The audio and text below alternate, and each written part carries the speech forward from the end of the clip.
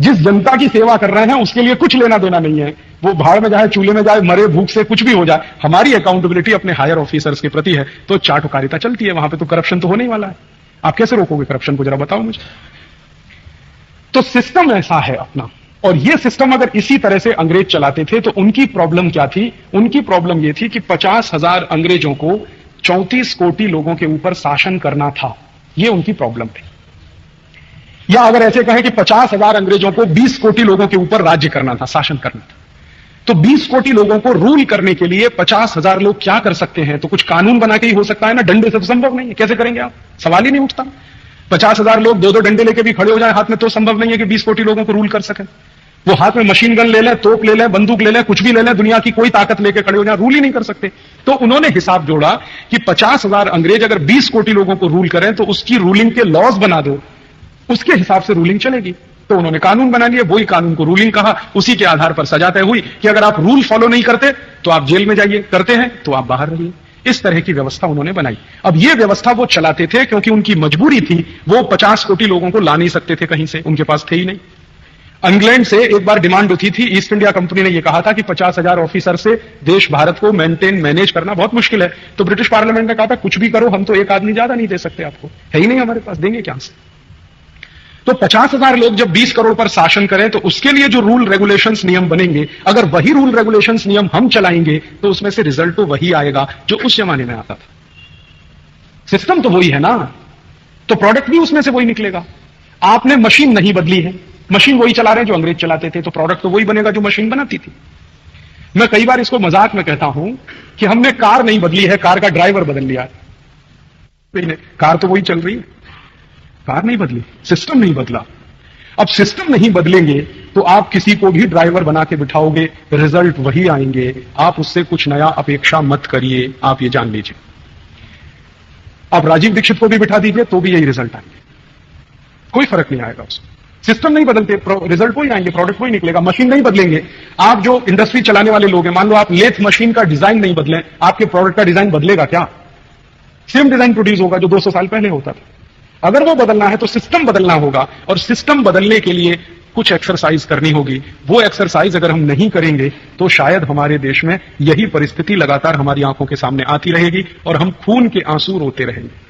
गरीबी है, भूखमरी है, वो तो होने ही वाली है, क्योंकि अंग्रेजों ने जो सिस्टम चलाया उसमें से गरीबी निकलने ही वाली है, बेकारी निकलने ही वाली है, भूखमरी होने ही वाली है, क्योंकि वो यही चाहते थे, इसी हिसाब से सिस्टम चलाते थे। तो आप पूछोगे फिर क्या होना चाहिए? मेरे सामने आज के समय का सबसे बड़ा प्रश्न है कि आजादी मिले हुए अगर 54 वर्ष हमें पूरे, हमने तो संविधान बना लिया, घटना बना ली, संविधान बना लिया, लेकिन वो चलता उसी सिस्टम से है जिसको अंग्रेज तय करके गए थे। वो हमारे सिस्टम से तो चलता नहीं है, वो चलता उसी सिस्टम से जिसको अंग्रेजों ने तय किया था।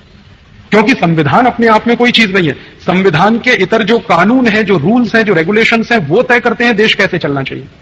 संविधान में तो बहुत सारी अमूर्त बातें लिखी हुई हैं, वो रूल के हिसाब से फॉलो की जाती हैं पूरे देश में।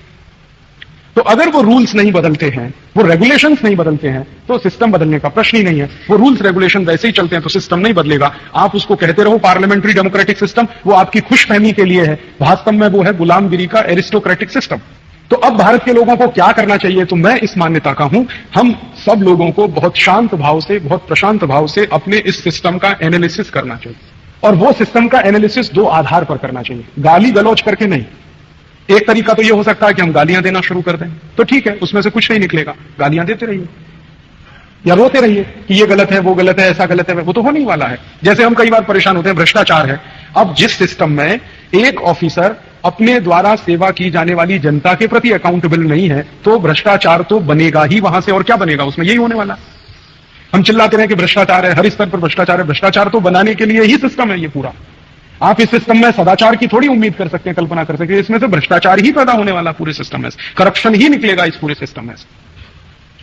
तो अगर आप चाहते हैं कि करप्शन दूर हो, भुखमरी दूर हो, बेकारी दूर हो, मारामारी दूर हो, तो यह आप सिस्टम बदलिए। तो ये सिस्टम कैसे बदलना? सिस्टम बदलने का सामान्य सा सिद्धांत कि जो कुछ अंग्रेज चलाते थे उसको उठाकर फेंक देना, हमें अपने हिसाब से नया बनाना।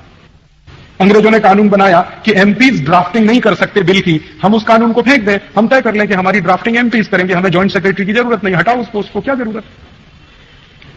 अंग्रेजों ने तय किया कि पटवारी की अकाउंटेबिलिटी एसडीओ के प्रति है, हम तय करेंगे कि पटवारी की अकाउंटेबिलिटी गांव की पंचायत के प्रति है। नियम बदल लो। पटवारी अगर गांव की पंचायत के प्रति अकाउंटेबल है तो हमेशा उसको गांव की पंचायत की खुशी देखनी होगी, और गांव पंचायत नाराज हुई तो पटवारी गया काम से। तो गांव पंचायत नाराज नहीं होनी चाहिए, ऐसा कोई काम पटवारी नहीं करेगा। करप्शन अपने आप खत्म हो जाएगा, सवाल ही नहीं उठता कि फिर करप्शन हो। और एसडीओ की जो अकाउंटेबिलिटी है वो आप डिवीजन में तय कर दीजिए कि इस डिवीजन के लोगों के प्रति एसडीओ की जवाबदेही है। डीएम है, डीएम की जवाबदेही डिस्ट्रिक्ट के प्रति है, डिस्ट्रिक्ट के लोगों के प्रति अकाउंटेबल है, ना कि चीफ सेक्रेटरी के प्रति। आप देख लो, डीएम सीधा काम करना शुरू कर देगा। अब इसमें कुछ मुश्किल नहीं है, ये बदलाव बहुत आसान है। बस इतना ही करना पड़ेगा कि जो रूल्स एंड रेगुलेशंस की बुक्स हमारे यहां हैं, अंग्रेज एक सर्विस मैनुअल्स छोड़ के गए हैं, उसमें कुछ 12-15 हजार पन्ने हैं। एक दिन में गिन रहा था उनको, 15,000 पन्ने के मैनुअल्स हैं इस देश में। जेल मैनुअल्स हैं, एडमिनिस्ट्रेशन मैनुअल्स हैं, पुलिस मैनुअल्स हैं। जेल मैनुअल्स माने जेल चलाने के नियम।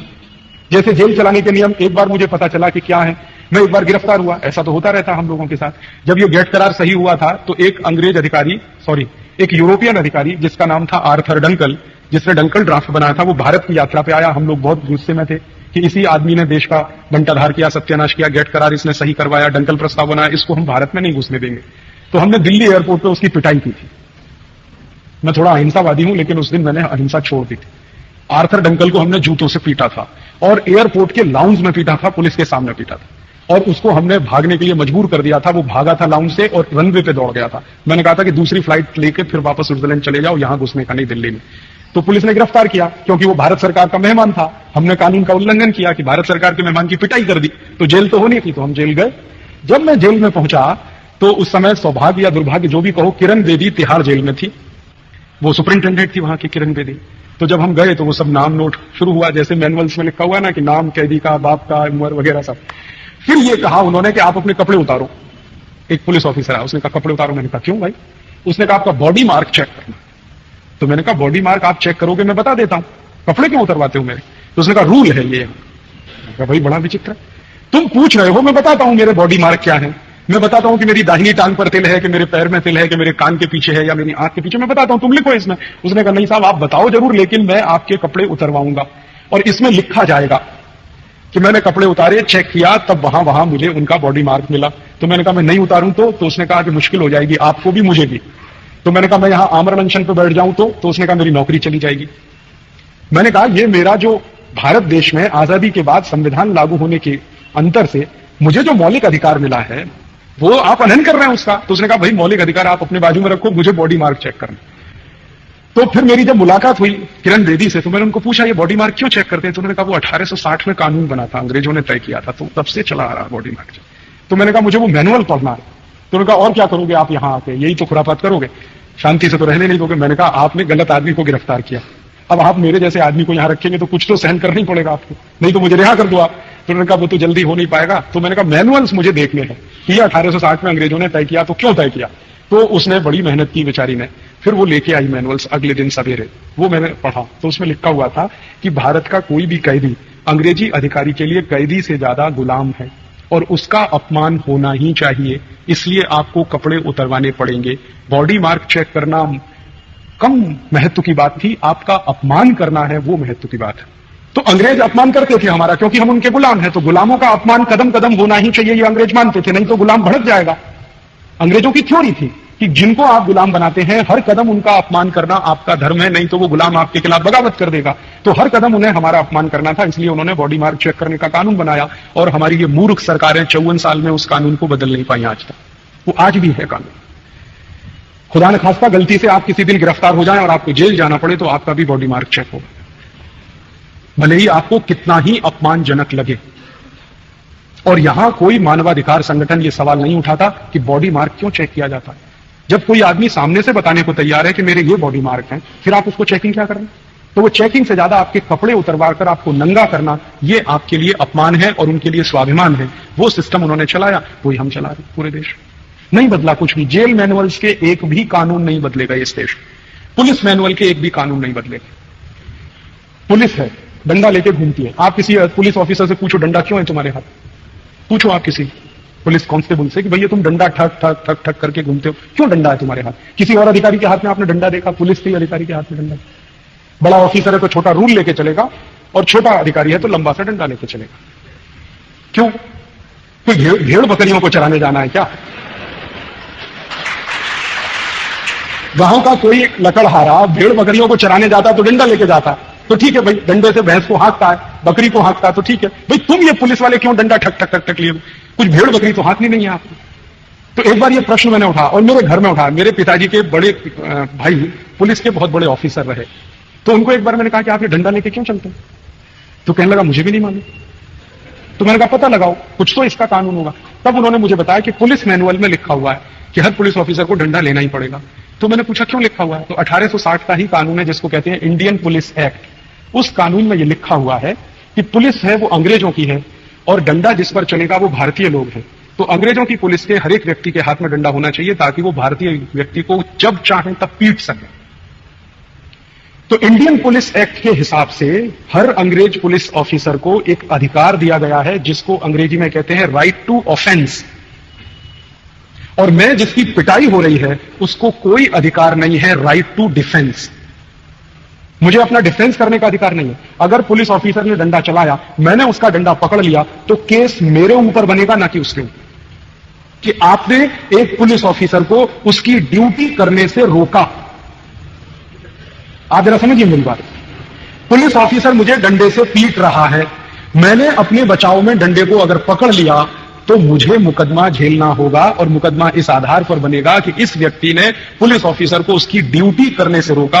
उसकी ड्यूटी क्या है? मेरे ऊपर डंडा चलाना, और मैंने पकड़ लिया, तो आपने उसको राइट टू ऑफेंस दिया, लेकिन मुझे राइट टू डिफेंस नहीं है। यह कानून 1860 का बनाया हुआ आज भी पूरे देश में लागू है, उसमें कहीं कोई बदलाव नहीं। तो मेरे मन में हमेशा एक बात आती है कि अगर हम आजादी चाहते हैं, स्वराज्य चाहते हैं, स्वराज्य जो एक बहुत सुंदर शब्द है, स्वराज्य माने अपना राज्य, यही तो है ना स्वराज्य। अपना राज्य है कहां? ये तो अंग्रेजों का राज्य है, अपना कहां है? स्वराज्य नहीं आया, स्वतंत्रता मिल गई, गुलामी से मुक्ति मिल गई, लेकिन स्वराज्य कहां आया? अपना राज्य कहां है? अंग्रेजों का राज्य है ये तो। पार्लियामेंट उनकी, नियम उनके, कानून उनके, सिस्टम उनका, दंड देने के विधान सारे के सारे उनके, सीआरपीसी उनका, आईपीसी उनका, सीपीसी उनका, criminal procedure code, Indian penal code, civil procedure code, ये सब कानून उनके बनाए हुए। आपका तो कुछ भी नहीं है इसमें। तो स्वराज्य कहां? तो 54 साल आजादी के बाद हो सकता है हमने स्वतंत्रता ली है, इंडिपेंडेंस आई है, लेकिन स्वराज्य नहीं आया अभी भी। स्वराज्य हमसे बहुत दूर है, कोसों दूर।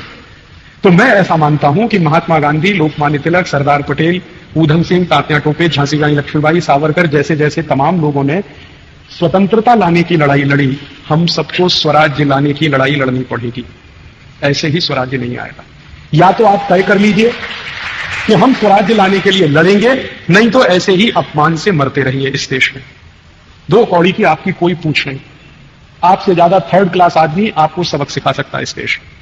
न कहीं न्याय है, न कहीं व्यवस्था है, और कानून कितने बेहूदे इस देश में जिनकी कोई कल्पना आप नहीं कर सकते। ऐसे ऐसे कॉन्ट्राडिक्टरी कानून इस देश में चलते हैं। अंग्रेजों ने एक कानून बनाया जिसको काउ स्लॉटरिंग एक्ट कहते हैं, गाय का कत्ल करने का कानून। वो कानून क्या है? उस कानून में यह है कि कोई भी गाय अगर बूढ़ी हो जाए तो उसका कत्ल कर देना चाहिए। कानून है ये हमारे देश में, और ये बना था 1760 में। अंग्रेजों का यह कहना था कि बूढ़ी गाय को नहीं रखना चाहिए, बूढ़े बैल को भी नहीं रखना चाहिए, बूढ़ी भैंस को भी नहीं रखना चाहिए, माने जो भी बूढ़ा हुआ उसका कत्ल कर देना चाहिए। उन्होंने बना लिया कानून। अब उनके यहां बूढ़े होने का कॉन्सेप्ट दूसरा, हमारे यहां दूसरा। अंग्रेजों के लिए गाय बूढ़ी हो सकती है, हमारे लिए थोड़ी हो सकती है, क्योंकि हम गाय को गाय नहीं मानते। हमारी मान्यता में गाय तो कुछ दूसरी चीज है। हमारी मान्यता में गाय क्या है वो मैं आपको एक छोटी घटना से बताता हूं। मैं थोड़े दिन पहले राजस्थान गया था। राजस्थान में एक छोटा सा गांव है, उसका नाम है पथमेड़ा। पथमेड़ा नाम का एक गांव है सांचौर जिले में। उस गांव में एक गोरक्षा सम्मेलन था, 40,000 लोग इकट्ठे हुए थे, गांव गांव से आए थे। उनके सामने मुझे भाषण देना था, तो मैं गया। तो मैं जैसे ही वहां भाषण देने के लिए मंच पर चढ़ा, तो और जो मुख्य अतिथि थे वो भी मेरे साथ मंच पे आके बैठे। तो एक बहुत बुजुर्ग महिला जिसकी उम्र शायद 65 वर्ष की थी, लंबा सा घूंघट निकाले हुए, आप जानते हैं राजस्थान में तो घूंघट निकालने की परंपरा, घूंघट निकाले हुए मेरे थोड़ा पीछे आकर बैठ गई। तो मैंने उसको कहा कि आपने ये घूंघट क्यों निकाला हुआ है? तो उसने कहा कि ये तो मैं नहीं उठा सकती क्योंकि मेरे सामने तो बहुत लोग बैठे हैं। तो मैंने कहा फिर आप मंच पे क्यों बैठी हैं, आप नीचे ही बैठ जाइए। उसने कहा नहीं, जो आयोजक है उन्होंने कहा है कि आप भी भाषण दीजिए। तो मैंने कहा बहुत खुशी की बात है, आप भाषण देंगे कि? हाँ मैं भाषण दूंगी, लेकिन मुझे ये नहीं समझ में आ रहा है कि मैं क्या भाषण दूं। ये उसने मुझसे पूछा। तो उसने कहा, मैंने सुना है आप बहुत अच्छा भाषण देते हैं, कई लोग कहते हैं, तो आप मुझे जरा बता दीजिए क्या भाषण दूं, तो मैं वही भाषण दूंगी यहां। तो मैंने कहा, मुझे कुछ समझता नहीं, मैं आपको क्या बताऊं। फिर थोड़ी देर चुप रहने के बाद वो सब स्वागत विधि शुरू हो गई और बहुत लंबी थी स्वागत विधि। इतनी देर में उसने कहा कि मैं आजकल बहुत दुखी हूं। धीरे धीरे उसकी झिझक खुली मेरे साथ। वो मेरे मां के उम्र की, लेकिन मुझे दुख इस बात का था कि वो मुझसे फ्री होकर बात नहीं कर सकती, क्योंकि घूंघट निकाल के बैठना पड़ता है उसको। तो मैंने कहा, आप मेरी मां के बराबर हैं, मेरी मां आपके उम्र की है, आप ये मेरे साथ पर्दा क्यों कर रही हैं। तो धीरे धीरे उसकी झिझक खुली। झिझक खुलते ही उसने मुझे कहा कि मैं बहुत दुखी हूं आज। मैंने कहा, क्या हो गया। कि मेरी गाय बीमार है।